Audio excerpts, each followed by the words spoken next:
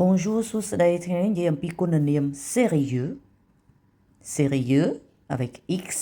ហើយបើយើងប្រើជាមួយនឹងស្រីស្រី féminin sérieuse អា x នេះដូរមក se il est sérieux yeux avec x elle est ជាភេទស្រីណាកាលណាប្រើជាមួយ elle ហើយបើខ្ញុំជាអ្នកនិយាយខ្ញុំជាមនុស្សស្រី je suis sérieuse sérieuse ici មានន័យថាឧស្សាហ៍ព្យាយាមហើយធ្វើការអីមួយដោយច្បាស់លាស់ធ្វើការអីមួយដោយល្អិតល្អន់ដោយគិតមើលថាតើអូធ្វើអញ្ចឹងទៅប្រហែលជាខុសធ្វើអញ្ចឹងទៅប្រហែលជាត្រូវអញ្ចឹងធ្វើអីមួយក៏ដោយគិតល្អិតល្អន់ serious នេះណាបានន័យថាវារបៀបដូចល្អិតល្អន់នៅក្នុងការងារប៉ុន្តែការៈទះអាចមិនមែនជាអ្នកមនុស្សដែលមើងម៉ាត់អីទេការៈទះជាមនុស្សដែលធម្មតាតែនៅពេលដែលធ្វើការ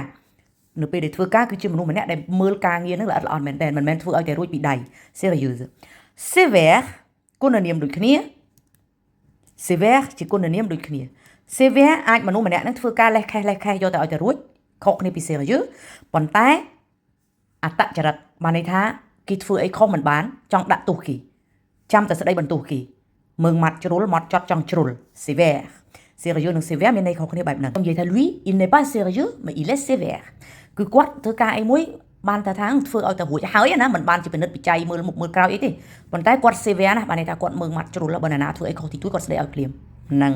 sévère មានន័យថាអញ្ចឹងហើយយើងប្រើ toujours ជាមួយនឹង verb être aussi verb être ឬក៏ verb d'état កិរិយាសព្ទដែលបញ្ជាក់ពីស្ថានភាពdonc être sévère être sérieux